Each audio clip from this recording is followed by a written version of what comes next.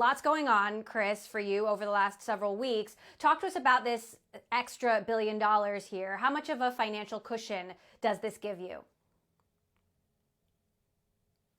Me on, and hope you and your family are doing well, and all the folks out there are staying safe in these crazy times. But look, the way we're thinking about this is that what you have going on out there is bigger than just a market correction. It's almost a human or societal correction. And we've been using the metaphor of this is just a massive storm. And we know we're going to get to the other side of the storm, but we want to make sure that when we get through the storm and get to the other side, that we're in as strong a position as we can be. And so really over the last several weeks, we've gone out there and put together the resources to make sure that not only do we get to the other side, but we get to the other side really strong. And that means having the resources and support to be able to invest in our community as we go through this. And so between last week and this week, really put ourselves in that position, with a significant amount of capital that we can now access and use, and really use to focus on investing in our products, in our services, and most importantly, in our community. So paint the picture for us then. Just how dark is the storm? How much has travel slowed, especially cross-country, across the United States and globally? Well, I think anyone out there, is well aware that that we're going through, an unprecedented global crisis, and really at the front end of that has been travel and tourism. But I don't think it's just limited, obviously, to travel and tourism. It's impacting all sectors of the economy, all sectors of society. I think as we think about it, we are certainly looking in real time to look at data out there and actually make real-time adjustments and modifications. And, I'll point you to two that we've done in the last 10 days. In the last 10 days, we've launched two new products and services. We launched online experiences, a version of our in-person experiences, but which you can do over your computer or over your device.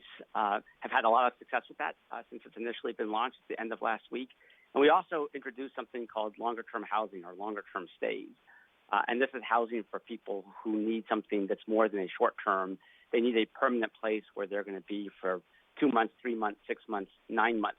This is a space that we had already seen growing pre-pandemic, but it really accelerated in the weeks after the pandemic as people needed to find a different and more flexible form of permanent housing. I just point to those two. They're obviously not the answer and the be-all, but what it reflects is how we're trying to use the resources that we have to invest in our platform, invest in our community in real time to be able to support them as they go through what is a really tough time out there, not just in travel and tourism, but globally in every sector. Airbnb has been doing its part to help folks on the front lines, offering accommodations to 100,000 healthcare workers. How is that going so far? And, are you prepared to expand that or do that in other regions of the world as the outbreak continues to spread? Yeah, this is just a classic example of having followed our host. So this began with us seeing hosts in some parts of Europe opening up their homes to those first responders so they could be on the front lines. And then about 2 weeks ago, we announced a program where our initial goal was to get 100,000 homes opened to be able to support those angels who are on the front lines, right? The key to the chain of life out there. And within a week, we had more than 100,000 Airbnb hosts volunteer to open up their homes. I think it's well over 130,000 as of a day or two ago. And we've launched some incredibly interesting programs with the French national government in France, in Italy. In both of those, thousands and thousands of people being housed right away.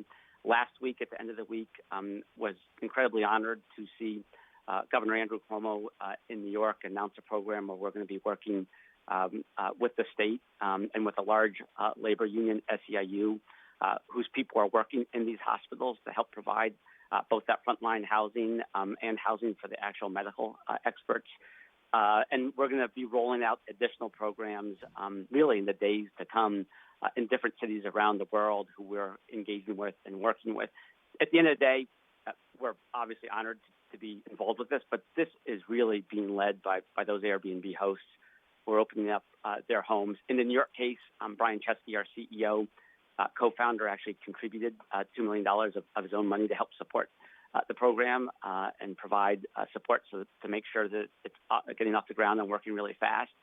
But again, this is really being led by our host. Last question. Airbnb spent aggressively last year planning for a public offering this year. Can that still happen? What are the plans now? Was it a mistake to spend that money, even though nobody could have foreseen what we'd be going through right now? Well, obviously, none of us had the global pandemic playbook in our drawer. I think we had game planned for any number of scenarios, including, by the way, being ready if there was some type of a disruption along the lines of 2008, 2009, or even 9/11. But the global pandemic is just at a different level.